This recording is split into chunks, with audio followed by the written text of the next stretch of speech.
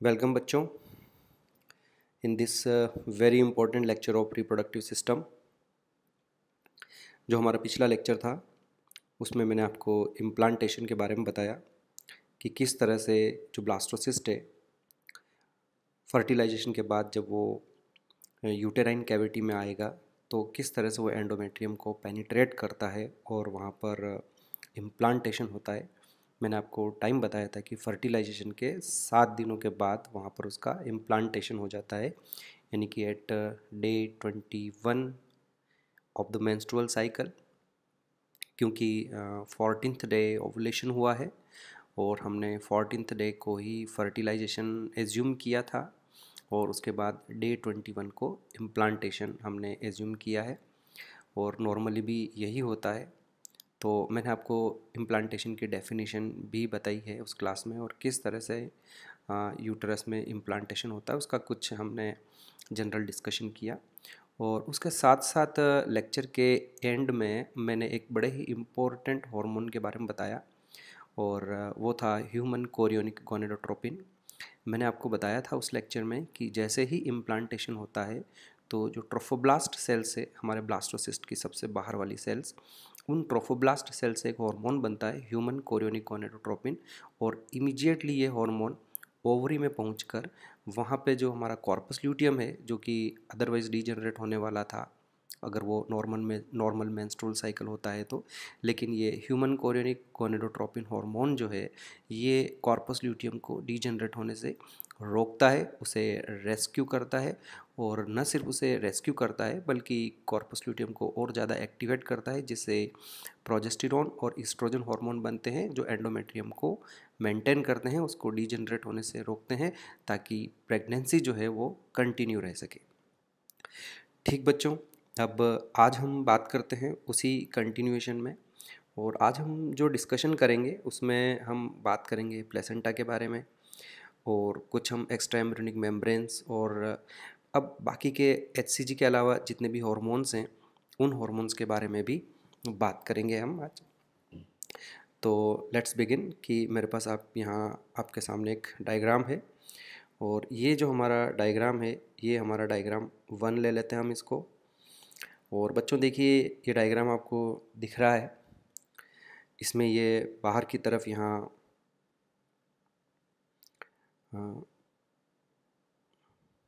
बाहर की तरफ हमारे पास ट्रोफोब्लास्ट सेल्स हैं, ये ट्रोफोब्लास्ट सेल्स, और ये जो अंदर वाली सेल्स है इसे हमने इनर सेल मास आपको बताया था कि इसे इनर सेल मास कहते हैं हम। और जो ट्रोफोब्लास्ट है इससे आगे जाके एक्स्ट्रा एम्ब्रियोनिक मेम्ब्रेन्स बनेगी, एक्स्ट्रा एम्ब्रियोनिक मेम्ब्रेन्स बनेगी, पर्टिकुलरली इससे कोरियन बनेगी और जो एम्ब्रियो बनेगा वो इनर सेल मास से बनेगा। तो इसीलिए जो इनर सेल मास है इसे हम एम्ब्रियोब्लास्ट भी कहते हैं, एम्ब्रियोब्लास्ट भी कहते हैं। करेक्ट बच्चों? तो ये हमारे पास डायग्राम 1 हुआ और आपने देख लिया कि इसमें अभी सिर्फ हमें 2 चीज़ें दिखाई दे रही है, एक ट्रोफोब्लास्ट सेल्स दिखाई दे रही है और एक अंदर जो सेल्स हैं इनर सेल मास। और हाँ बच्चों, ये जो यहाँ आपको कैविटी दिखाई दे रही है क्योंकि ये जो ब्लास्टोसिस्ट है वो बेसिकली एक तरह का ब्लास्टुला ही है, तो यहाँ पर ये जो कैविटी दिखाई दे रही है इस कैविटी को हम ब्लास्टोसील कहेंगे। और अब आप देखिए ये हमारे पास डायग्राम नंबर 2 है, आपको यहाँ क्या दिखाई दे रहा है बच्चों? ये जो ब्लू कलर की यहाँ पर दिखाई दे रही है ये पूरी एंडोमेट्रियम है, एंडोमेट्रियम है। और ये जो हमारा ब्लास्टोसिस्ट है ये उसमें अंदर की ओर इस तरह से पेनिट्रेट कर रहा है, ये देखिए अंदर एंटर करने की कोशिश कर रहा है, यानी कि ये जो इम्प्लांटेशन का प्रोसेस है वो यहाँ चल रहा है। पर बच्चों यहाँ हमें एक नई चीज़ और दिखाई देने को मिलेगी। आप देखिए ऊपर वाला डायग्राम और नीचे वाला डायग्राम अगर आप कंपेयर करें तो आप देखिए यहाँ पे हमारे पास ये ट्रोफोब्लास्ट सेल्स की एक ही लेयर है, करेक्ट। लेकिन अगर हम नीचे वाले डायग्राम में देखें तो हमें यहाँ पर ट्रोफोब्लास्ट सेल्स की 2 लेयर्स दिखाई दे रही है। तो बच्चों मैं आपको यहाँ बता देता हूँ कि ये जो बाहर वाली लेयर एक और है ये इन्हीं ट्रोफोब्लास्ट सेल्स के डिवाइड होने से बनी है। कि जैसे हमारे पास ये एक सेल है, ये सेल है, तो ये यहाँ से बीच में से डिवाइड हो गई और ये एक बाहर की तरफ दूसरी लेयर बन गई। यानी ये जो आउटर लेयर है यहाँ पर, ये आउटर लेयर इनर लेयर की सेल्स के डिवाइड होने से ही बनी है। तो अब हमारे पास ट्रोफोब्लास्ट सेल्स की दो लेयर है और अंदर की तरफ हमारे पास ये इनर सेल मास है, जिसे हम आगे से ICM कहेंगे। और ये हमारे लिए अब एक नया जो है डिफरेंस आ गया कि now we have 2 layers of the cells. Correct बच्चों। और एक तीसरी चीज़ जो हमें यहाँ देखने को मिल रही है कि हमारा ये जो ब्लास्टोसिस्ट है ये ग्रेजुअली एंडोमेट्रियम में अंदर की ओर पेनिट्रेट कर रहा है, अंदर की ओर एम्बेड हो रहा है।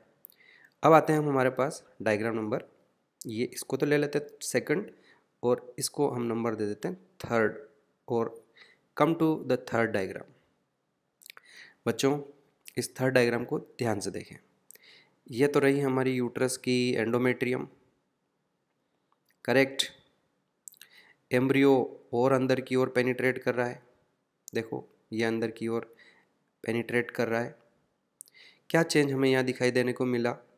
यहाँ बच्चों अब एक नया चेंज है। डायग्राम नंबर सेकंड और डायग्राम नंबर थर्ड को कंपेयर करो। डायग्राम नंबर सेकंड पर नज़र डालना।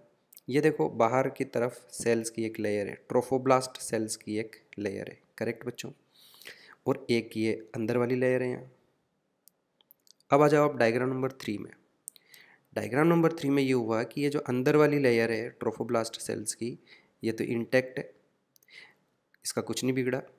लेकिन अगर आप ये बाहर वाली लेयर को देखते हो तो यहाँ क्या हुआ है बच्चों कि जो दो सेल्स हैं उन सेल्स के बीच की जो प्लाज्मा मेम्ब्रेन थी वो डिसॉल्व हो गई है और अब हमारे पास ये एक कंटिन्यूस लेयर हो गई है। ये एक कंटिन्यूस लेयर हो गई है। आया समझ में आप लोगों को? कि वापस आ रहे हैं डायग्राम नंबर सेकंड पे।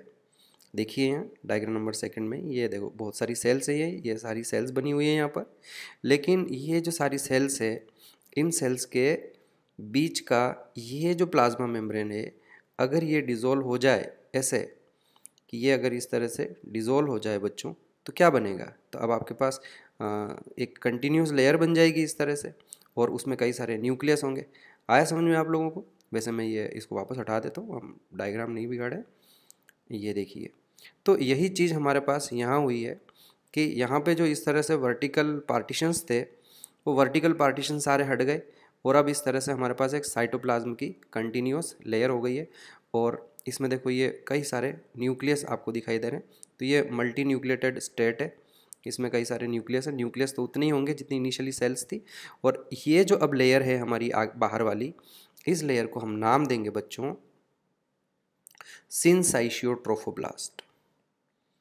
क्योंकि आपको तो समझ में आ ही गया होगा कि एक ऐसी layer, continuous layer of cytoplasm, multi nucleated layer, कई सारे न्यूक्लियस हों और बीच में पार्टीशन नहीं हो तो हम उसको सिनसाइशियम कहते हैं। तो ऐसे में इसको हम सिनसाइशियोट्रोफोब्लास्ट कहते हैं। क्योंकि अब इसमें सेल्स नहीं है, ये सिनसाइशियम बन गई है, तो हमने इसको नाम दे दिया सिनसाइशियोट्रोफोब्लास्ट, जो बाहर वाली है। और जो अंदर वाली लेयर है उसमें तो अभी भी सेल्स हैं, तो इस लेयर को हम नाम देंगे साइटोट्रोफोब्लास्ट। साइटोट्रोफोब्लास्ट। तो दो लेयर हो गई, सिनसाइशियोट्रोफोब्लास्ट और साइटोट्रोफोब्लास्ट। ठीक है बच्चों। तो बताओ एंडोमेट्रियम के कांटेक्ट में कौन आएगा? तो ये देखो एंडोमेट्रियम के कांटेक्ट में तो ये बाहर वाली लेयर आ रही है, यानी कि सिनसाइशियोट्रोफोब्लास्ट। हाँ, अंदर भी आपको एक चीज़ और देखने को मिलेगी कि अंदर आप डायग्राम नंबर सेकंड और थर्ड में कंपेयर करें तो देखिए कि यहाँ पर ये देखिए पूरा येलो कलर से मैं हाईलाइट कर रहा हूँ कि ये सेल्स का एक ग्रुप था, मास था। लेकिन अब आप इस डायग्राम नंबर थर्ड में आए तो आपको पता चलेगा कि ये सेल्स जो हैं वो एक दूसरे से दूर हो गई है और बीच में ये यहाँ पे एक कैविटी डेवलप हो गई है। Can you see that cavity? और ये कैविटी इस डायग्राम में नहीं है, जो हमारा डायग्राम नंबर सेकंड है उसमें नहीं है, और थर्ड में ये कैविटी आ गई है। तो अब हम इस कैविटी को भी एक नाम देंगे और इस कैविटी को हम नाम देंगे amnion, amniotic cavity, sorry amniotic cavity नाम देंगे। करेक्ट बच्चों? और ठीक है, हम अब आगे बढ़ते हैं डायग्राम नंबर 3 के बाद। Let's move to the diagram number 4। ध्यान से देखें आप, देखो इसमें क्या क्या दिखाई दे रहा है। तो ये बाहर की तरफ सिंसाइशियो ट्रोफोब्लास्ट है, बाहर की तरफ सिंसाइशियो ट्रोफोब्लास्ट है। और ये वाली जो लेयर है इसको मैंने आपको बता ही दिया, ये साइटोट्रोफोब्लास्ट है, साइटोट्रोफोब्लास्ट है। हाँ, अब अंदर जो हमारा ये डायग्राम है, अंदर कुछ चेंजेस आए हैं बच्चों, ध्यान से देखना आप।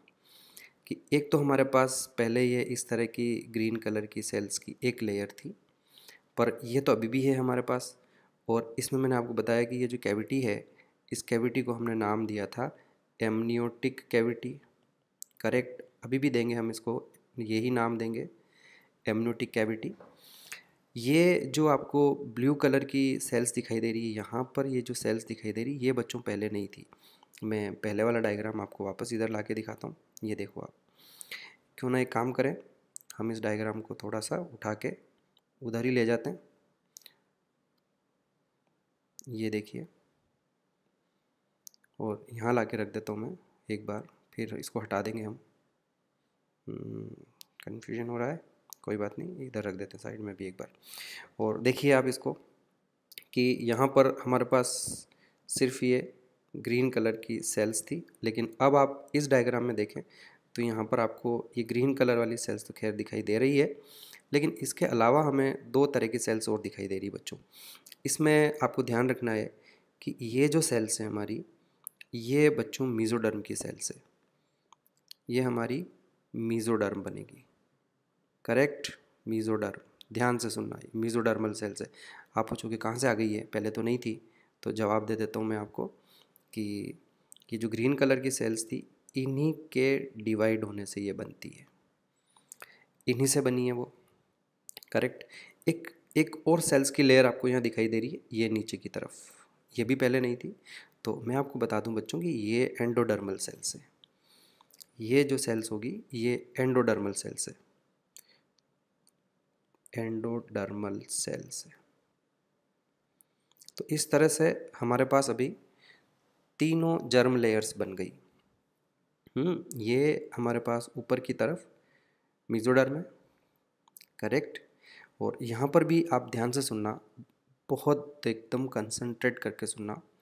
और देखिए आप, ये जो पोर्शन है बच्चों, सॉरी, ये जो पोर्शन इतना इतना पार्ट है, ये आगे जाके एम्ब्रियो बनाएगा, इसी से एम्ब्रियो बनेगा, इसे हम एम्ब्रियोनिक डिस्क कहेंगे। करेक्ट, और ये जो पोर्शन है हमारा इतना, ये एक मेम्ब्रेन बनाएगा, इस मेम्ब्रेन को हम एमनियोन कहेंगे। और इसके अंदर की ये जो कैविटी है, इस कैविटी को हम एमनियोटिक कैविटी कहते हैं। Correct, clear. तो अब ऐसे में एक चीज़ अपने दिमाग में बिठा के रखिए कि अगर एम्ब्रियो इसी से बनेगा, इस पार्ट से ही एम्ब्रियो बनेगा, तो इसका मतलब ये जो आपको ग्रीन कलर की सेल्स दिखाई दे रही है, ये वाली जो ग्रीन कलर की सेल्स दिखाई, ये एक्टोडर्म है। ये वाला जो ग्रीन कलर है ये भी एक्टोडर्म है, और ये भी एक्टोडर्म है, पर दोनों में फ़र्क है। ये जो ग्रीन कलर वाला पार्ट है जो एम्ब्रियोनिक डिस्क का है, ये तो बच्चों एम्ब्रियोनिक एक्टोडर्म होगा। तो मैं यहाँ पर लिख रहा हूँ, इसको तो हम कहेंगे एम्ब्रियोनिक एक्टोडर्म, एम्ब्रियोनिक एक्टोडर्म। और ये जो नीचे की तरफ आपको पर्पल कलर की सेल्स दिखाई दे रही है, ये मैंने एंडोडर्मल सेल्स बताया। तो क्योंकि इसी से हमारा एम्ब्रियो बन रहा है, ये तो एम्ब्रियो का पार्ट है, तो इस तरह से ये जो सेल्स है ये एम्ब्रियोनिक एंडोडर्मल सेल्स है। तो ये एम्ब्रियोनिक एंडोडर्मल सेल्स है, एम्ब्रियोनिक एंडोडर्मल सेल्स है। लेकिन अब ये जो पोर्शन है ये भी एक्टोडर्म है, और ये मैंने आपको बता दिया कि इसको हमने अभी नाम दिया है, इसको ग्रीन कलर वाली सेल्स के, ये एक्टोडर्म है। यहाँ ऊपर लिख देते हैं इसको हम, यहाँ लिख रहा हूँ मैं, लेकिन उससे पहले ये येलो कलर हटा देते हैं। ये देखिए, ये एक्टोडर्म है, पर क्योंकि ये एम्ब्रियो के बाहर है तो इसको हम कहेंगे कि ये एक्स्ट्रा एम्ब्रियोनिक एक्टोडर्म है। और ये जो आपको अभी मेसोडर्म मैंने बताई है, ये स्काई ब्लू कलर की, ये जो इस तरह से, ये मेसोडर्म भी बाहर है। तो ऐसे में ये जो मेसोडर्म होगी, यहाँ पे मैंने ये लिखा है देखो मेसोडर्म, ये भी आपकी एक्स्ट्रा एम्ब्रियोनिक मेसोडर्म है, एक्स्ट्रा एम्ब्रियोनिक मेसोडर्म है। आई होप कि आपको ये सारी चीज़ें समझ में आ गई। मैं एक बार फिर से रिवाइज कर देता हूँ इसको, ध्यान से देख लें आप कि ये जो हमारा पोर्शन है, ये जो हमारा पोर्शन है, इससे एम्ब्रियो बनेगा। और इसमें अभी हमें दो तरह की जर्म लेयर्स दिखाई दे रही है। एक ये ऊपर वाली एम्ब्रियोनिक एक्टोडर्म है, और एक ये जो नीचे वाली है, ये एम्ब्रियोनिक एंडोडर्म है। लेकिन बच्चों, ये जो बाहर वाला पोर्शन है ग्रीन कलर का, ये एक्स्ट्रा एम्ब्रियोनिक एक्टोडर्म है, और इसी को हम एमनियोन भी नाम देंगे। ये जो लेयर बनी है, इस लेयर को हम एमनियोन नाम देंगे। तो आपसे पूछे कि एमनियोन किसकी बनी हुई है, तो आप जवाब दे दोगे कि एमनियोन जो है वो एक्स्ट्रा एम्ब्रियोनिक एक्टोडर्म की बनी हुई है। और एमनियोन के अंदर जो ये कैविटी दिखाई दे रही है, इस कैविटी को हम एमनियोटिक कैविटी कहते हैं। और इसके अलावा आपको यहाँ पर ये कुछ मीजोडर्मल सेल्स भी दिखाई दे रही है, तो ये एक्स्ट्रा एम्ब्रियोनिक मीजोडर्म है। और हाँ, ये जो सबसे बाहर की तरफ रेड कलर की सेल्स दिखाई दे रही है, यानी कि ट्रोफोब्लास्ट, साइटोट्रोफोब्लास्ट जो है, तो बच्चों ये साइटोट्रोफोब्लास्ट भी आपकी एक्स्ट्रा एम्ब्रियोनिक एक्टोडर्म ही होगी। तो ये भी हमारी एक्स्ट्रा एम्ब्रियोनिक एक्टोडर्म ही होगी। तो ये थोड़ा कॉम्प्लिकेटेड हो गया है, पर कोई बात नहीं बच्चों, ये हमारे लिए बड़ा ज़रूरी है, तो इसको अभी हम कुछ नहीं कर सकते, आपको ये सारी चीज़ें सीखनी पड़ेगी।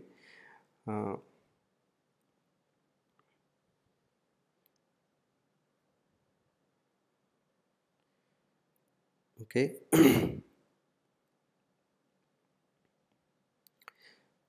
ये अब हमारे पास डायग्राम यहाँ से हट नहीं रहा है, तो कोई बात नहीं, चलो उसको छोड़ देते हैं, अब हम यहीं रख देते हैं, कुछ नहीं कर सकते अभी उसका।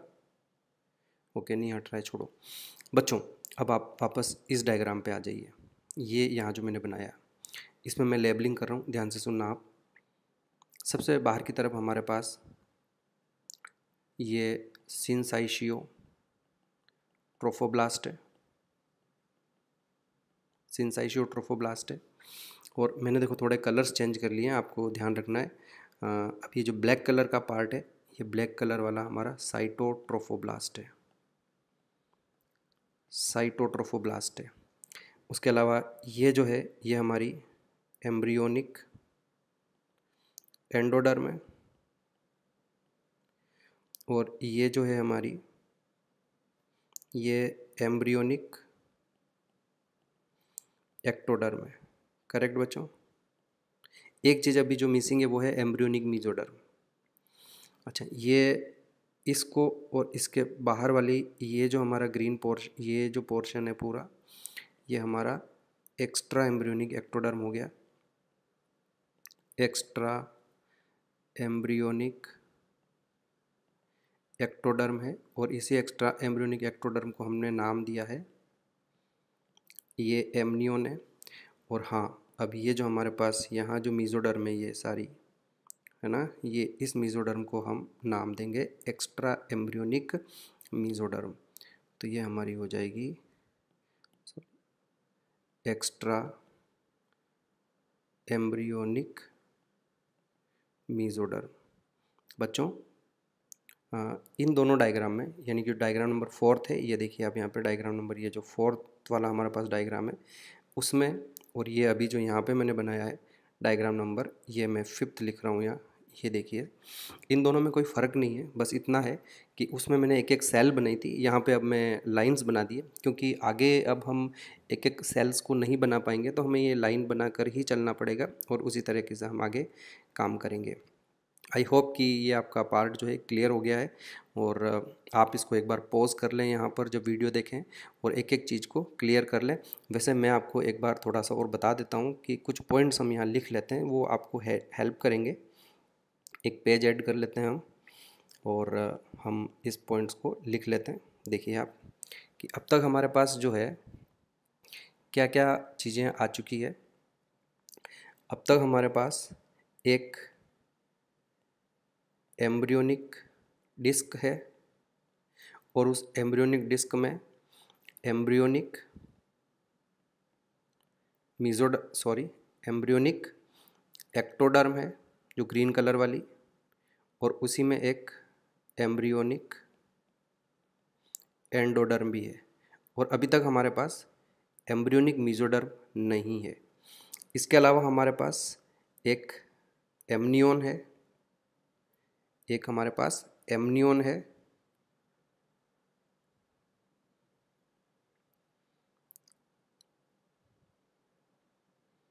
ये देखिए, नहीं ये डायग्राम नहीं, पीछे आ जाएं हम।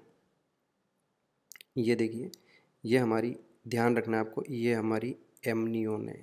इतना इतना जो पोर्शन है इसको एमनियोन कहते हैं, इसको भूलना नहीं है, आपको अच्छे से याद रखना है इसको। तो आगे बढ़ते हैं हम। एमनियोन है, और आपको ये ध्यान रखना है कि जो एमनियोन है वो एक्स्ट्रा एम्ब्रियोनिक एक्टोडर्म से बनी हुई है, करेक्ट। उसके अलावा अभी हमारे पास वहाँ एक एक्स्ट्रा एम्ब्रियोनिक मीजोडर्म भी है। इसके अलावा उस डायग्राम में हमारे पास एक साइटोट्रोफोब्लास्ट भी है, साइटोट्रोफोब्लास्ट। तो मैं आपको बता दूं कि ये जो साइटोट्रोफोब्लास्ट है इसी को हम कहेंगे कि ये एक्स्ट्रा एम्ब्रियोनिक एक्टोडर्म से बनी हुई है, एक्स्ट्रा एम्ब्रियोनिक एक्टोडर्म से बनी हुई है। और इसके अलावा हमारे पास सिनसाइशियो ट्रोफोब्लास्ट भी है। तो वो जो सबसे बाहर वाली लेयर है वो सिनसाइशियो ट्रोफोब्लास्ट के नाम से जानी जाएगी। तो ये चीज़ें आपको बिल्कुल क्लियर करना है। और मैं आपको बता देता हूँ कि ये जो साइटोट्रोफोब्लास्ट है जो कि आपकी एक्स्ट्रा एम्ब्रियोनिक एक्टोडर्म है, तो ये आगे जाके कोरियोन बनाएगी, एक मेम्ब्रेन बनेगी, उस मेम्ब्रेन को हम कोरियोन कहेंगे। बच्चों ये पार्ट थोड़ा सा कॉम्प्लिकेटेड है लेकिन ये बड़ा इम्पोर्टेंट भी है। हम आराम से चलेंगे, शांति से चलेंगे, और आपको अगर किसी प्रकार की कोई दिक्कत आए तो आप मुझे फ़ोन पर भी कांटेक्ट कर सकते हैं, हम इसको और क्लियर करने की कोशिश करेंगे। और वैसे आप इस वीडियो को बार बार ध्यान से देखेंगे तो ये सारी चीज़ें क्लियर हो जाएगी। तो आगे बढ़ने से पहले मैंने एक बार आपको बता दिया कि हमारे इस डायग्राम में कौन कौन से स्ट्रक्चर्स अभी प्रेजेंट हैं। अब आगे बढ़ते हैं हम, और इस डायग्राम को देखिए बच्चों आप। तो ये तो हो गया हमारा यूटरस, ये सबसे बाहर की तरफ सिनसाइशियो ट्रोफोब्लास्ट है, और ये हमारी साइटोट्रोफोब्लास्ट है। आपको इसमें क्या चीज़ नहीं दिखाई दी? आपको इस डायग्राम में जो नई चीज़ दिखाई दी वो ये है कि ये जो हमारा पार्ट है इससे तो हमारा, इसके ये जो बीच बीच वाला पार्ट है, ये जो पार्ट है इससे तो हमारा एम्ब्रियो बनेगा। ये हमने पहले ही डिस्कस कर लिया, इसको एम्ब्रियोनिक डिस्क कहते हैं हम। हाँ, अब ये हमारे पास जो ये वाला जो पोर्शन था जिसको हमने एम्ब्रियोनिक एंडोडर्म कहा था, इस एम्ब्रियोनिक एंडोडर्म ने ग्रोथ करी है नीचे की तरफ, और ये देखो एक पूरा इतना पोर्शन और डेवलप हो गया। तो बच्चों ये इस तरह से ग्रोथ, इधर से सेल्स की ग्रोथ हुई और एंड में ये नीचे आके इस तरह से मिल गए, और इस तरह से एक अगेन हमारे पास ये इस तरह का स्ट्रक्चर बन गया है, करेक्ट। जिस तरह से ऊपर एक्टोडर्म से ये देखो एमनियोन बनी हुई है, ठीक उसी तरह नीचे अब ये यॉर्क सैक बन गया है बच्चों। तो इस नीचे वाले पोर्शन को हम यॉर्क सैक के नाम से जानेंगे, करेक्ट। तो ये देखिए, ये हमारे पास यॉर्क सैक बन गया है। और आपसे पूछे कि यॉर्क सैक किससे बना हुआ है, तो आपको ये ध्यान रखना है कि ये जो यॉर्क सैक है ये एक्स्ट्रा एम्ब्रियोनिक, बताओ, एक्स्ट्रा एम्ब्रियोनिक एंडोडर्म से बना हुआ है। क्यों?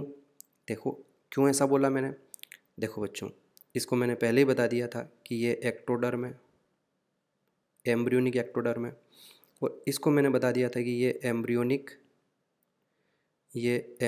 एंडोडर्म है। करेक्ट। तो अब ये जो बाहर वाला पोर्शन है, ये तो एम्ब्रियो बनाने में पार्टिसिपेट नहीं करेगा, क्योंकि हमारा एम्ब्रियो तो इतने ही पोर्शन में बनेगा। आप आगे देखेंगे कि एम्ब्रियो सिर्फ इतने ही पोर्शन में बनेगा। तो इसके बाहर ये जो पोर्शन बना है, इस पोर्शन को हम एक्स्ट्रा एम्ब्रियोनिक एंडोडर्म कहेंगे, और ये जो बैग लाइक स्ट्रक्चर बन गया है, इसको हम यॉर्क सैक कहेंगे। तो एक तो ये नई चीज़ आई है बेटा। दूसरा एक और डेवलपमेंट हुआ है कि जो मेसोडर्म थी ये यहाँ पे ऊपर की तरफ, पुराने डायग्राम में देखिए आप, ये मेसोडर्म सिर्फ यहीं इतने से एरिया में थी, लेकिन अब ये मेसोडर्म यहाँ नीचे की तरफ भी ग्रो करेगी, और इधर इस तरह से ग्रो करेगी, इधर इस तरह से ग्रो करेगी, और जो हमारी साइटोट्रोफोब्लास्ट है उसको अंदर से कवर करेगी। तो देखिए आप इस डायग्राम में देखिए कि ये जो हमारी मेसोडर्म है वो यहाँ तक आ गई, ये पूरी एक्स्ट्रा एम्ब्रियोनिक मेसोडर्म होगी, ये सारी एक्स्ट्रा एम्ब्रियोनिक मेसोडर्म है। इवन ये वाली मेसोडर्म और ये भी पूरी मेसोडर्म है। करेक्ट, समझ में आया आपको? मैं एक बार यहाँ पर इनकी सबकी लेबलिंग वापस करूँगा और आप अच्छे से इसको समझते हुए जाएं। इसको क्या नाम दे रहे हैं हम? ये हमारी एमनियोन है। किससे बनी हुई है बच्चों? तो अब अपन ये कहेंगे कि अब एमनियोन दो चीज़ों की बन गई है। एक इसमें एक्स्ट्रा एम्ब्रियोनिक एक्टोडर्म है, प्लस अब इसमें एक्स्ट्रा एम्ब्रियोनिक मेसोडर्म भी है। देखिए कैसे, ये देखिए आप, ये पूरी एमनियोन है हमारी। तो अब इसमें ऑब्वियसली दो लेयर्स हैं ना बच्चों, एक एक्स्ट्रा एम्ब्रियोनिक एक्टोडर्म की है ग्रीन कलर वाली, और एक एक्स्ट्रा एम्ब्रियोनिक मेसोडर्म है ब्लू कलर वाली। आया समझ में आपको? इसी तरह से यहाँ नीचे आ जाएं तो ये हमारा यॉर्क सैक है पूरा, ये हमारा यॉर्क सैक है। तो आपसे पूछेंगे कि यॉर्क सैक किसका बना हुआ है, तो आप जवाब दोगे कि yolk sac is made up of extra embryonic endoderm plus extra embryonic mesoderm. इसमें जो अंदर की तरफ ये पर्पल कलर वाली ये जो लाइनिंग है पिंक कलर की, ये तो एक्स्ट्रा एम्ब्रियोनिक एंडोडर्म हो जाएगी, और ये जो बाहर की ब्लू कलर वाली है ये एक्स्ट्रा एम्ब्रियोनिक मेसोडर्म हो गई।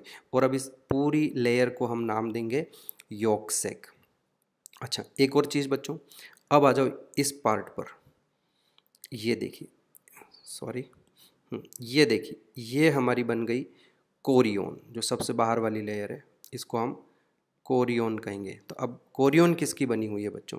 कोरियोन में दो है यहाँ पर, एक हमारी साइटोट्रोफोब्लास्ट है, साइटोट्रोफोब्लास्ट जो कि बेसिकली एक्स्ट्रा एम्ब्रियोनिक एक्टोडर्म है, एक्स्ट्रा एम्ब्रियोनिक एक्टोडर्म है,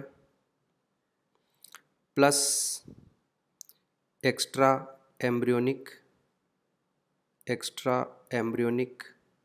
मेसोडर्म। तो इन दोनों से मिलकर बन गई आपकी कोरियोन बन गई। तो अब तक हमने यहाँ देख लिया है कि हमारे पास तीन एक्स्ट्रा एम्ब्रियोनिक मेम्ब्रेन्स बन गई। देखो ये जो पोर्शन है हमारा, ये जो पूरा पोर्शन है ये तो एम्ब्रियो बनेगा, और इस एम्ब्रियो के बाहर जो बनी स्ट्रक्चर्स है वो एक्स्ट्रा एम्ब्रियोनिक मेम्ब्रेन्स है बच्चों। तो हमारे पास अब तक तीन मेम्ब्रेन बन गई, एक ये, इसको कोरियोन कहेंगे, एक ये, इसको एमनियोन कहेंगे, और एक ये, इसको हम यॉर्क सैक कहेंगे। और आपको ध्यान रखना है, अच्छे से याद रखना है कि ये जो हमारी सबसे बाहर की तरफ, एक बार फिर से लेबलिंग करके एक्सप्लेन कर रहा हूँ मैं आपको, ये जो है सबसे बाहर वाली है, ये कोरियोन है। और इस कोरियोन में बच्चों क्या चीज़ें हैं? तो इसमें दो चीज़ें हमारे पास, एक एक्स्ट्रा एम्ब्रियोनिक एक्टोडर्म है, कौन से कलर वाली, ये जो ग्रे कलर की है वो, और दूसरी इसके अंदर एक्स्ट्रा एम्ब्रियोनिक मेसोडर्म है। करेक्ट। तो एक एक्स्ट्रा एम्ब्रियोनिक मेम्ब्रेन बन गई। दूसरी एक्स्ट्रा एम्ब्रियोनिक मेम्ब्रेन जो है वो हमारी एमनियोन है। इस एमनियोन में भी दो लेयर्स है बच्चों, एक extra embryonic ectoderm green colour वाली, और एक एक्स्ट्रा एम्ब्रियोनिक मीजोडर्म है कौन से कलर की, जो ब्लू कलर की है वो। और इसी तरह से हमारे पास ये तीसरी नीचे की तरफ एक और एक्स्ट्रा एम्ब्रियोनिक मेम्ब्रेन बन गई है। इस एक्स्ट्रा एम्ब्रियोनिक मेम्ब्रेन का नाम हो जाएगा यॉक सैक। और ये किसकी बनी हुई है, तो ये एक्स्ट्रा एम्ब्रियोनिक एंडोडर्म की बनी हुई है, प्लस ये एक्स्ट्रा एम्ब्रियोनिक मीजोडर्म की बनी हुई है। समझ में आया आपको? तो इस तरह से ये डेवलपमेंट हो रहा है, 3 मेम्ब्रेन्स बन गई है बाहर, और मीन वाइल ये अंदर की तरफ यहाँ जो है एम्ब्रियो भी धीरे धीरे धीरे आगे बन जाएगा बच्चों।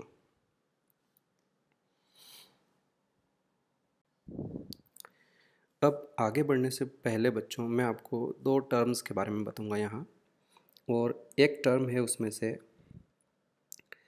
सोमेटोप्लूर। सोमेटोप्लूर, तो सोमेटोप्लूर का मतलब होता है बच्चों कि ये जो हमारा पार्ट है, एक तो ये वाला पार्ट यानी कि एमनियोन, और एक ये वाला पार्ट, दोनों में क्या चीज़ कॉमन है बच्चों? दोनों में एक तो ये कॉमन है कि देखिए ये जो एमनियोन है इसमें भी ये एक्स्ट्रा एम्ब्रियोनिक एक्टोडर्म है, करेक्ट। और ये बाहर जो हमारी कोरियोन है उसमें भी ये वाला जो पार्ट है जिसको हमने साइटोट्रोफोब्लास्ट कहा है, ये भी तो बच्चों एक्स्ट्रा एम्ब्रियोनिक एक्टोडर्म है। तो ये चीज़ दोनों में कॉमन हो गई कि दोनों में एक्टोडर्म है, और एक ये भी मीजोडर्म है एक्स्ट्रा एम्ब्रियोनिक, और ये भी मीजोडर्म है एक्स्ट्रा एम्ब्रियोनिक। तो ऐसे में एक वर्ड में यहाँ लिख रहा हूँ सोमेटोप्लूर, यानी कि जो extra embryonic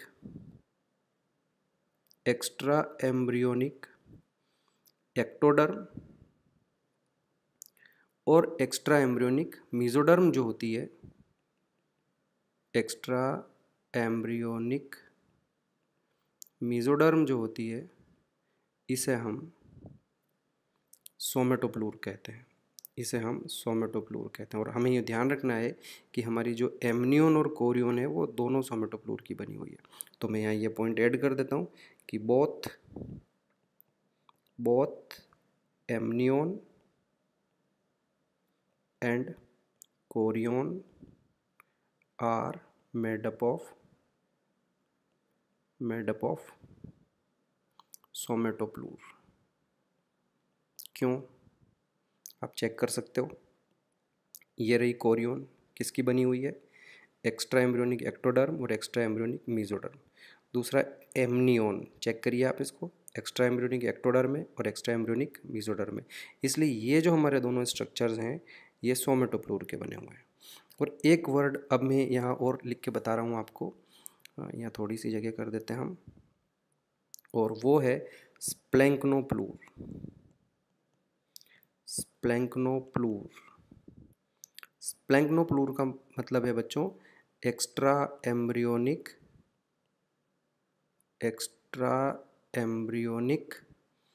endoderm plus extra embryonic mesoderm. तो अब जो हमारी इस समय यहाँ पे ये जो यॉक सैक दिखाई दे रहा है आपको, ये वाला यॉक सैक, ये अभी स्प्लैंक्नोप्लूर है, यानी कि ये स्प्लैंक्नोप्लूर से बना हुआ है। यानी कि इसमें एक तो एक्स्ट्रा एम्ब्रियोनिक एंडोडर्म है और दूसरी इसमें एक्स्ट्रा एम्ब्रियोनिक मीजोडर्म है। और इसके जो एग्जाम्पल हो जाएंगे सोमेटोप्लूर वाले, तो वो एग्जाम्पल हो जाएंगे, एक तो आपका यॉक सैक तो हो ही गया, और आगे जाके बच्चों आपको पता चलेगा कि अभी मैं एक और बताऊँगा आपको, एलेंटोइज। तो जो एलेंटोइज होगी वो भी स्प्लैंक्नोप्लूर से बनेगी। चलिए अब हम आगे बढ़ते हैं। ये देखिए काफ़ी कुछ पहले जैसा ही डायग्राम है।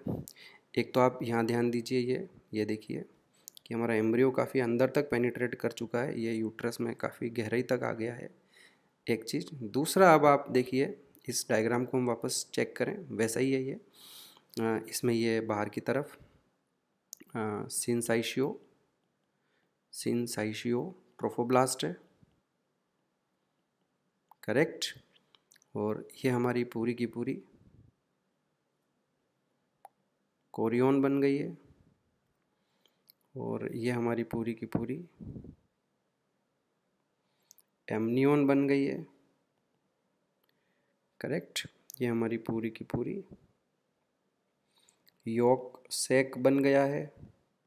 हाँ, अब एक नई चीज़ है। देखो हमारा जो एम्ब्रियो है वो थोड़ा यूँ फोल्ड हो गया है, ये इस तरह से, इसमें दो फोल्ड है ना। ये बच्चों यहाँ आगे की तरफ भी ऐसे बेंड हो गया है थोड़ा सा, और इधर भी ये थोड़ा बेंड हो गया है। तो इन फोल्ड्स को हम हेड फोल्ड और कोडल फोल्ड्स कहते हैं, और इतनी डिटेल में तभी हमको जाने की ज़रूरत नहीं है। दूसरा आपको एक चीज़ और दिखाई दे रही है, ये वाली लेयर देखिए आप बच्चों, ये मीजोडर्म है और ये एम्ब्रियो के अंदर है, यानी कि ये एम्ब्रियोनिक मीजोडर्म है। इसकी भी तो रिक्वायरमेंट रहेगी। जो हमारा एम्ब्रियो होगा उसमें अंदर के जो ऑर्गन्स बनेंगे वो अंदर एम्ब्रियोनिक मीजोडर्म से बनेंगे, और बाहर की जो मेम्ब्रेन्स बन रही है वो एक्स्ट्रा एम्ब्रियोनिक मीजोडर्म से बन रही है। एनीवे, हमें अब इस पार्ट से कोई बहुत ज़्यादा मतलब अभी नहीं रहेगा। एम्ब्रियो का डेवलपमेंट होने दो, हम एम्ब्रियोनिक डेवलपमेंट के बारे में बहुत ज़्यादा बात अभी नहीं करेंगे। और हम आ जाते हैं इस तरफ, ध्यान दीजिए, ये देखो एक नया फोल्ड है।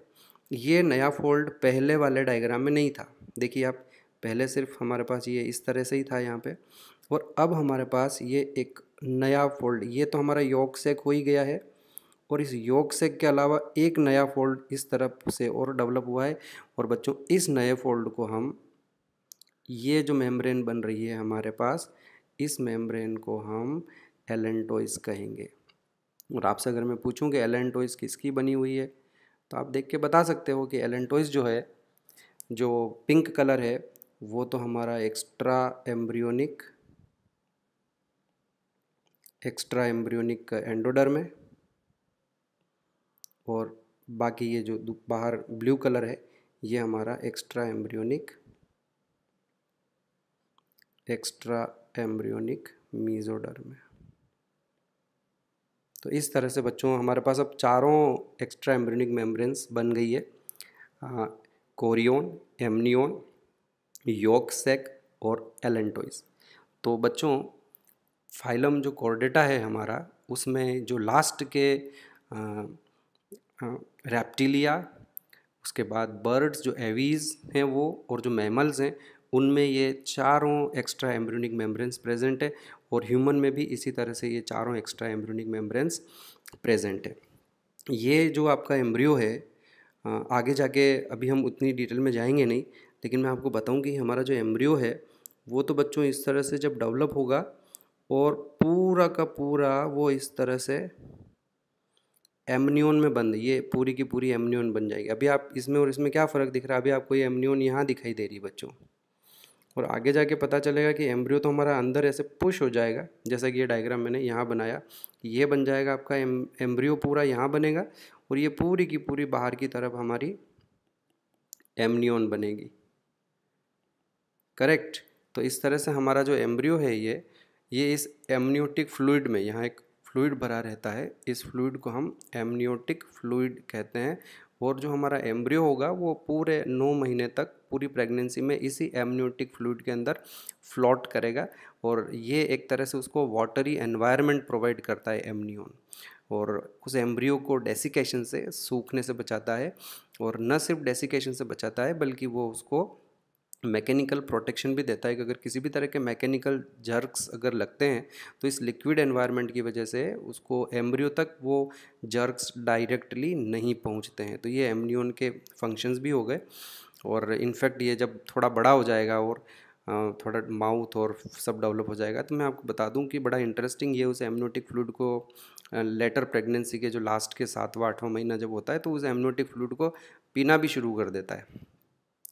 एनीवे, यहाँ अब हमको ध्यान रखना है कि इस डायग्राम में एक और एक्स्ट्रा मेम्ब्रेन बन चुकी है, और इस एक्स्ट्रा मेम्ब्रेन को हमने नाम दिया है एलेंटोइस।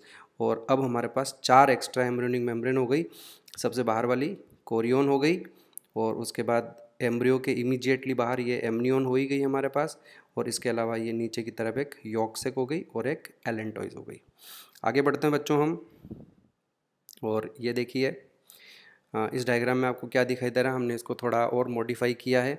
सब एक तो आप ये ध्यान दीजिए कि हमारा जो एम्ब्रियो है वो पूरा अंदर की तरफ ऐसे एंटर कर चुका है, काफ़ी अंदर चला गया है, और ये थोड़ा डेवलप भी हो गया है। तो आप देखिए कि ये तो हमारा एम्ब्रियो हो गया, तो इसको तो हम लेबल कर देते हैं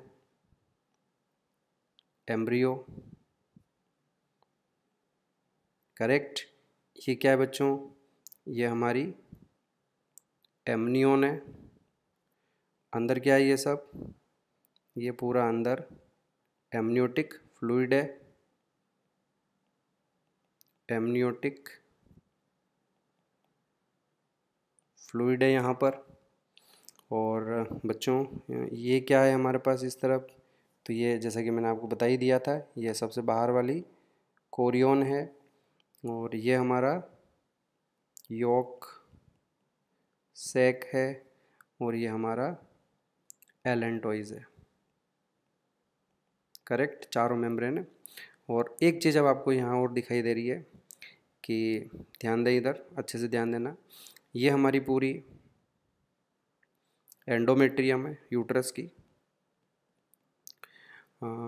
ये स्ट्रेटम फंक्शनलिस वाला पार्ट है, क्योंकि बेसिलिस तक तो एम्ब्रियो जाता नहीं है, एम्ब्रियो स्ट्रेटम फंक्शनलिस में ही एंटर करेगा।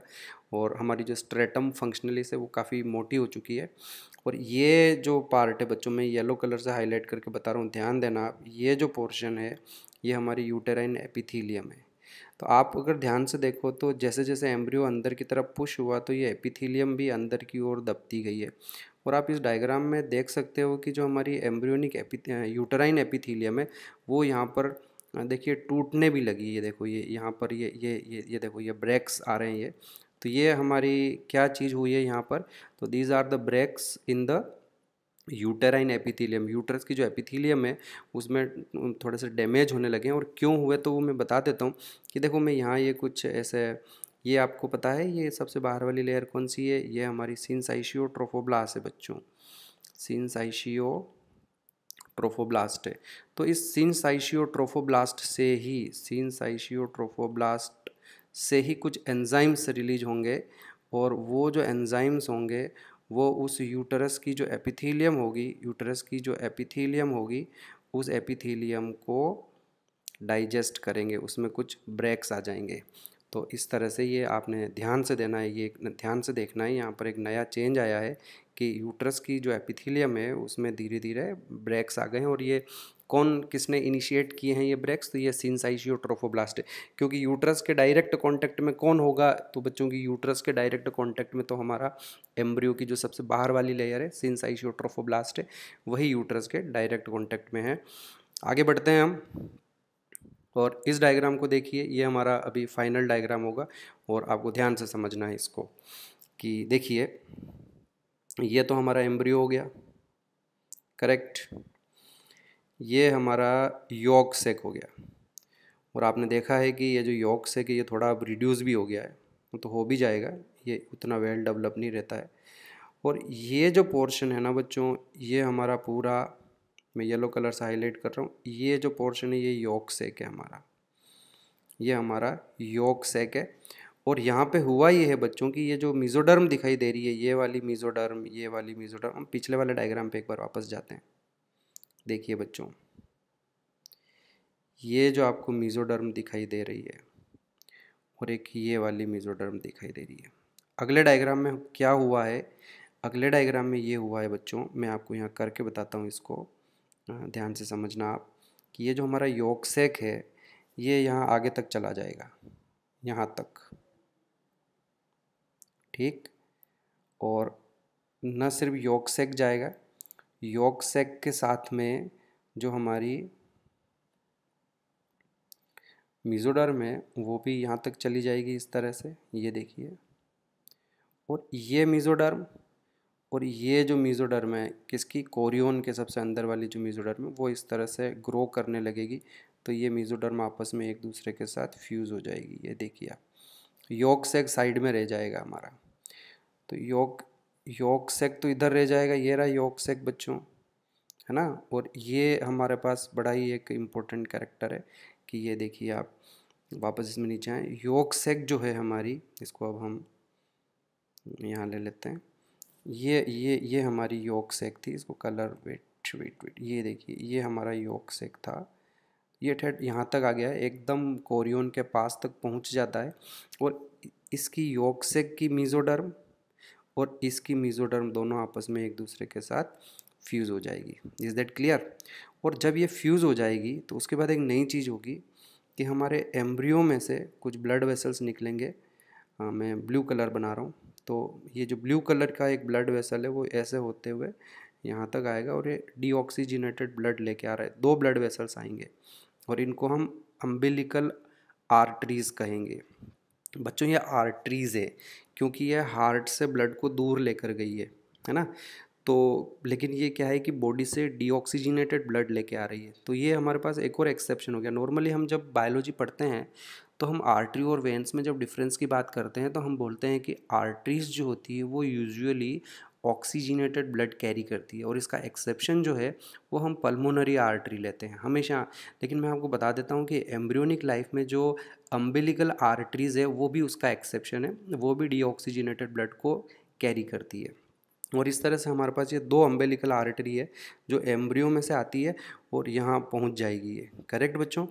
और उसके बाद क्या होगा कि यहाँ पर अभी मैं प्लेसेंटा अगले डायग्राम में आपको एक्सप्लेन करूँगा, पर उससे पहले आप ध्यान दें यहाँ से जब ये ब्लड ऑक्सीजनेटेड हो जाएगा तो फिर ये अंदर की तरफ जाएगा और ऑक्सीजनेटेड ब्लड को बॉडी में एम्ब्रियो तक सप्लाई करेगा। तो इसका नाम हो जाएगा अम्बिलिकल वेन।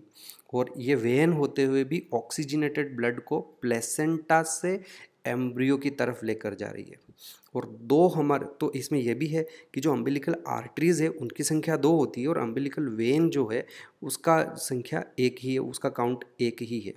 और ये क्या करते हैं, आर्टरीज़ जो है वो एम्ब्रियो से प्लेसेंटा तक जाती है डीऑक्सीजनेटेड ब्लड लेके, और वेन जो है वो ऑक्सीजनेटेड ब्लड को प्लेसेंटा से एम्ब्रियो की तरफ लेकर आती है। और बच्चों ये जो हमारा स्ट्रक्चर बना है, ये वाला स्ट्रक्चर, इस स्ट्रक्चर को हम अम्बिलिकल कॉर्ड कहेंगे। अब हम अगले डायग्राम पर आ रहे हैं, पर उससे पहले एक चीज़ और क्लियर करना चाहता हूँ कि ये वाला जो हमारा एरिया है, ये वाला जो एरिया है ये हमारा प्लेसेंटा है बच्चों। प्लेसेंटा मैं अगले डायग्राम में और अच्छे से एक्सप्लेन करूँगा। और इस प्लेसेंटा को बनाने में किस किस का इंपॉर्टेंट रोल है, तो एक तो ये आपकी कोरियोन हो गई बच्चों, और एक आपका एलेंटोइज हो गए। तो ह्यूमन में जो प्लेसेंटा बनता है वो कोरियो एलेंटोइक प्लेसेंटा है, मतलब 2 एम्ब्रियोनिक मेम्ब्रेन्स पार्टिसिपेट कर रही है प्लेसेंटा बनाने में। एक एलेंटोइस पार्टिसिपेट कर रही है और दूसरा कोरियोन पार्टिसिपेट कर रहा है। Anyway let's go to the next diagram. इस सब चीज़ों को हम यहाँ से हटा दें, वापस ओरिजिनल पोजीशन पर चले जाएं, ये इस तरह से। ओके, और अब आते हैं इस डायग्राम पर और ध्यान से देखिए क्या क्या चेंजेस हुए हैं वो मैं बता रहा हूँ।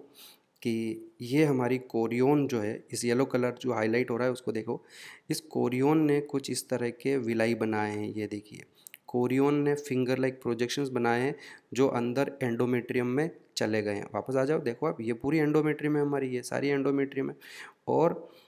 और इस तरह से ये कुछ अंदर की तरफ विलाई बने हैं, इनको हम कोरियोनिक विलाई कहेंगे। इनको हम कोरियोनिक विलाई कहेंगे। तो ये देखिए आप, इसको मैं नाम दे रहा हूँ, नहीं, ये हमारे पास कोरियोनिक विलाई हैं।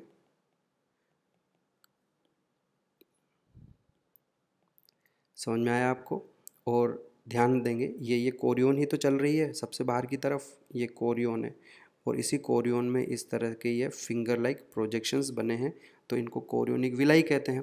और पीछे की तरफ ये देखिए, यहाँ पे हमारा एलेंटोइस था, तो इस एलेंटोइस से होके ये हमारे पास दोनों आर्टरीज आ गई है और एक वेन है। तो ये जो ब्लू कलर की है वो 2 आर्टरीज है और एक हमारे पास रेड कलर की अम्बिलिकल वेन है। और जहाँ तक अम्बिलिकल कॉर्ड है, तो ये जो पूरा पार्ट बनता है, इस पूरे पार्ट, सॉरी ये नहीं, ये जो पूरा पार्ट बनेगा इसको हम अम्बिलिकल कॉर्ड कहेंगे। अम्बिलिकल कॉर्ड कहेंगे। कुछ लोग ऐसे होते हैं, कुछ बच्चे ऐसे होते हैं जो अम्बिलिकल कॉर्ड और प्लेसेंटा को एक ही समझ लेते हैं, तो ऐसा नहीं है बच्चों। ये जो पार्ट है हमारा, ये वाला जो पार्ट है, ये प्लेसेंटा है और ये अंदर की तरफ हमारी अम्बिलिकल कॉर्ड है। करेक्ट। और आप एक चीज़ और देखिए, ये जो मैं हाईलाइट कर रहा हूँ येलो कलर से, ध्यान देना, ये हमारी सबसे बाहर वाली सिनसाइटोट्रोफोब्लास्ट था और इस सिनसाइटोट्रोफोब्लास्ट ने कुछ इस तरह से पेनिट्रेशन किया है, कुछ ऐसे एंजाइम रिलीज़ किए है, तो कि यूटेराइन एपिथेलियम टूट गई है। न सिर्फ यूटेरस की एपिथेलियम टूट जाती है बल्कि वहाँ पे जो ब्लड वेसल्स होते हैं वो भी रप्चर हो जाते हैं और उनका ब्लड बाहर आ जाएगा। तो ये आपको जो यहाँ दिखाई दे रहे हैं, these are blood sinuses, these are blood sinuses. तो तो अब होगा क्या कि यहाँ से ऑक्सीजन डिफ्यूज़ होके या न्यूट्रिएंट डिफ्यूज़ होके यहाँ पहुँचेंगे और ये ब्लड के अंदर चले जाएंगे, और इधर से कार्बन डाइऑक्साइड इधर चली जाएगी। तो दोनों जो है, जो भी न्यूट्रिएंट्स और वेस्ट मटेरियल का एक्सचेंज होगा वो यहाँ होगा। और हमें एक चीज़ ध्यान रखनी है कि जो हमारा एम्ब्रियो का ब्लड है, जो हमारे एम्ब्रियो का ब्लड है वो तो इन ब्लड वेसल्स में फ़्लो कर रहा है बच्चों, इनके अंदर है। और जो मदर का ब्लड है वो ये यहाँ पर है। मदर का जो ब्लड है वो ये यहाँ पर है, यानी कि इस प्लेसेंटा, ये जो जगह बन, ये पूरा हमारा प्लेसेंटा है बच्चों। This is all our placenta. तो इस तरह का प्लेसेंटा होता है। इसमें क्या है कि इतना इतना पोर्शन जो है ये तो फीटल टिश्यू है, फीटस का है। फीटस का कौन कौन सा पार्ट इसमें आ गया है? फीटस की कोरियोन आ गई है, ये देखो बच्चों। और फीटस की जो एलेंटोइज है वो भी आ गई। मैं इसको हटा दूँ, इज इट क्लियर? और इधर इधर का जो पोर्शन है ये सारा का सारा मैटरनल टिश्यू है।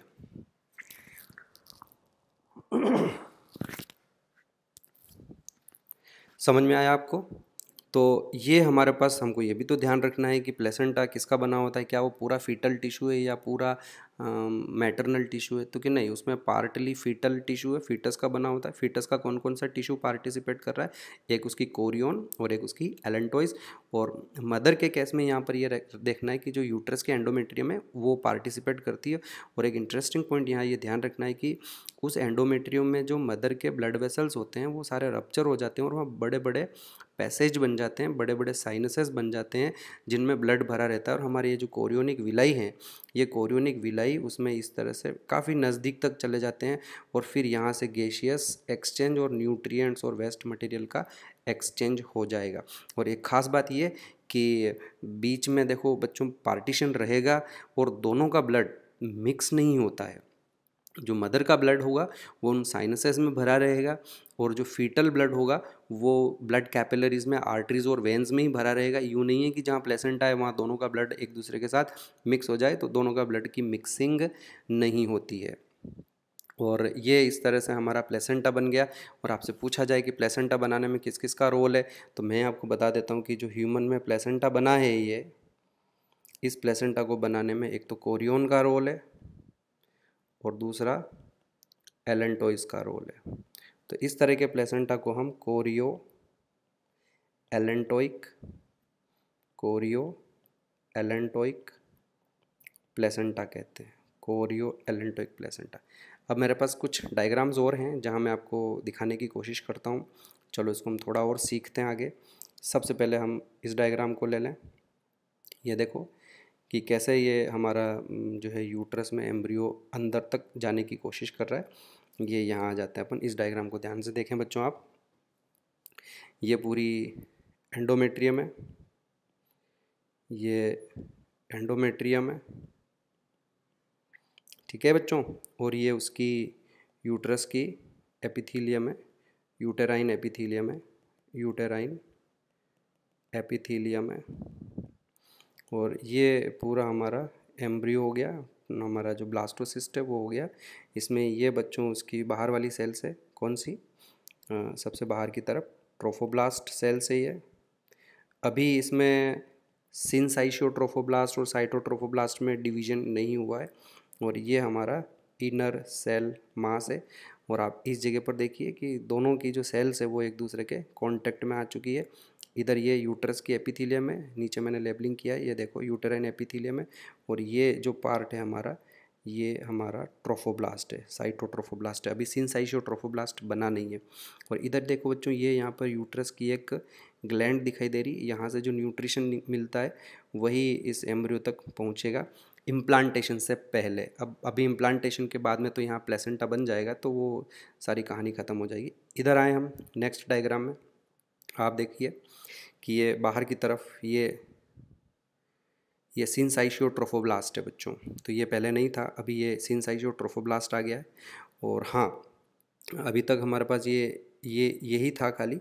अब देखो ये येलो कलर की सेल्स और बन गई। तो ये मैंने आपको बता दिया है कि ये एम्ब्रियोनिक एंडोडर्म है। और ये एंडोडर्म जो है इधर से इस तरफ भी ग्रो कर रही है और इधर से इस तरफ भी ग्रो कर रही है। और यहाँ ऊपर की तरफ ये हमारी जो है, देखो ये एमनियन बन जाएगी, ये वाला पार्ट एमनियन बनेगा। और यहाँ से इतना इतना जो पार्ट होगा इससे हमारा एम्ब्रियो बनेगा। तो ये जो बाहर मेसोडर्म बन रही है, ये हमारी एक्स्ट्रा एम्ब्रियोनिक मेसोडर्म हो जाएगी। और ये सबसे बाहर की तरफ कोरियोन है। तो मैंने आपको पहले ही समझाया, आपको ध्यान रखना है कि जो कोरियोन होती है और उसमें जो ट्रोफोब्लास्ट है, वो ट्रोफोप्लास्ट बेसिकली आपकी एक्स्ट्रा एम्ब्रियोनिक एक्टोडर्म है। आगे बढ़ते हैं हमारे पास, और ये जो डायग्राम है वो भी मैं आपको बता दूं कि ये 8 डेज़ में हो गया है, इतना इतना पोर्शन। 7th डे को इम्प्लांटेशन होता है। ये देखो अभी इम्प्लांटेशन हुआ नहीं, 6 डे हुए हैं, तो ये 7th डे को का है नहीं हमारे पास डायग्राम, ये 8th डे का है। 6th डे को इम्प्लांटेशन शुरू हुआ है और 8th डे को ये किस तरह से अंदर की ओर काफ़ी पेनिट्रेट कर चुका है। यहाँ ये ध्यान रखना, ये जो बाहर वाली सेल्स है ये हमारे पास सिनसाइशियोट्रोफोब्लास्ट है। ये देखो यहाँ लेबल भी कर रखा है सिनसाइशियोट्रोफोब्लास्ट। और ये जो अंदर वाली लेयर है वो साइटोट्रोफोब्लास्ट है। आगे बढ़ते हैं अब हम,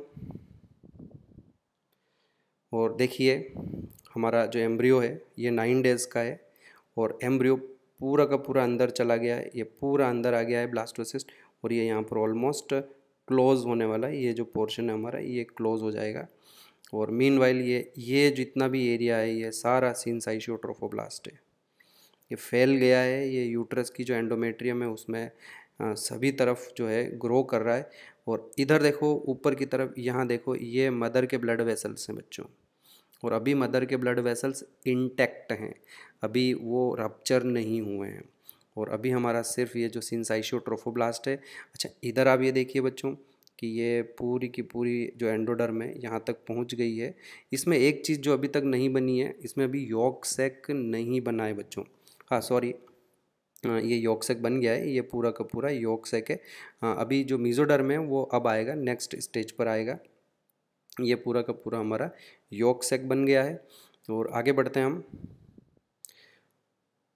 हाँ ये यहाँ थोड़ा सा करेक्शन करना पड़ेगा हमको, क्योंकि ये हमारे पास एंडोडर्म है, तो ये भी, ये मेसोडर्म नहीं है, ये एंडोडर्म ही है। मेसोडर्म अब बनेगी, ये एंडोडर्म हो जाएगा। तो ये बता ही दिया था मैंने आपको, एक्टोडर्म होगी और ये हमारी एंडोडर्म है। और ये एंडोडर्म इस तरह से ग्रो कर रही है, मतलब यहाँ जो अब ये पूरा स्पेस बनेगा वो यॉर्क सैक ही बनेगा। आगे बढ़ते हैं बच्चों, और इस डायग्राम को देखो। हाँ ये मेसोडर्म अब आ गई है, ये देखो ये अब मेसोडर्म आ गई है। तो अब मेसोडर्म एक इधर बाहर की तरफ ग्रो करेगी और एक मेसोडर्म यहाँ अंदर की तरफ ऐसे यहाँ ग्रो करेगी। तो ये तो हमारा पूरा बन जाएगा यॉर्क सैक। और ये हमारे पास ऊपर पूरा एमनियोन बन रहा है, ये एमनियोटिक कैविटी हो जाएगी। और इधर देखिए आप, ये पूरा बाहर जो येलो कलर का पोर्शन है ये सिनसाइशियोट्रोफोब्लास्ट है बच्चों, करेक्ट। और अब हमारे पास देखो एक और ये डायग्राम हो गया है। हाँ इसमें ये देखिए, ये तो एम्ब्रियो बन रहा है यहाँ से तो, और ये जो पोर्शन है ये हमारा एमनियोन हो जाएगा, और ये हमारा पूरा यॉर्क सैक हो गया, और ये बाहर की तरफ कोरियोन हो जाएगा। कोरियोन में ये बाहर एक एक्टोडर्म हो जाएगी, और ये मेसोडर्म हो जाएगी। ये मेसोडर्म बाद में डेवलप हुई है रेड कलर की, ये देखो यहाँ से ये रेड कलर की मेसोडर्म इधर भी जाएगी यहाँ तक, और इसको भी पूरा इस तरह से कवर करेगी। तो हमारे इस अगले डायग्राम में आप देख ही सकते हो कि यहाँ पे देखो ये पूरी मेसोडर्म बन चुकी है, यहाँ पर भी आ गई है, और ये एक मेसोडर्म यहाँ पर भी आ गई है। तो ये तो हो गई मेसोडर्म, एक्स्ट्रा एम्ब्रियोनिक मेसोडर्म। ये हमारी ट्रोफोब्लास्ट है ही है, तो ये तो बन जाएगी कोरियोन, ये बन जाएगा हमारा यॉर्क सैक, और ये बन गई हमारी एमनियोन। और इस वाले पोर्शन से हमारा एम्ब्रियो डेवलप होगा। ठीक है, तो इस तरह से हमने ये इम्प्लांटेशन का प्रोसीजर पूरा समझ लिया है बच्चों, कि किस तरह से इम्प्लांटेशन होता है और किस तरह से ये एक्स्ट्रा एम्ब्रियोनिक मेम्ब्रेन्स का डेवलपमेंट होता है। और ह्यूमंस में आपको ध्यान रखना है कि जो एक्स्ट्रा एम्ब्रियोनिक मेम्ब्रेन्स है उसमें से जो हमारी कोरियोन है वो, और कोरियोन के साथ साथ जो हमारी एलेंटोइज है वो दोनों प्लेसेंटा बनाने में पार्टिसिपेट करती है। और आप यहाँ देख भी सकते हो कि ये जो मदर के जो पहले ब्लड वेसल्स थे वो अब रप्चर हो चुके हैं। ये देखिए मैटरनल साइनोसॉइड्स हैं, वो स्पेस ओपन हो चुका है और यहाँ से ब्लड इधर आ जाएगा इस तरह से। और let me see if we have another diagram. नहीं, अब हमारे पास और कोई डायग्राम नहीं है, तो दैट्स इनफ। और अदरवाइज़ आपको ये जो मैंने जो बनाए हैं डायग्राम ये आपको ध्यान रखने हैं। यहाँ पे मैं 2 पॉइंट ऐड कर देता हूँ कि हमारे पास ये जो अम्बिलिकल कॉर्ड बनी है, इस अम्बिलिकल कॉर्ड में 2 ब्लड वेसल्स बने हैं। तो एक तो हमारे पास अम्बिलिकल आर्टरीज़ है, अम्बिलिकल आर्टरीज़ हैं, तो ध्यान रखना है 2 होती है, उनकी संख्या 2 है, और दे कैरी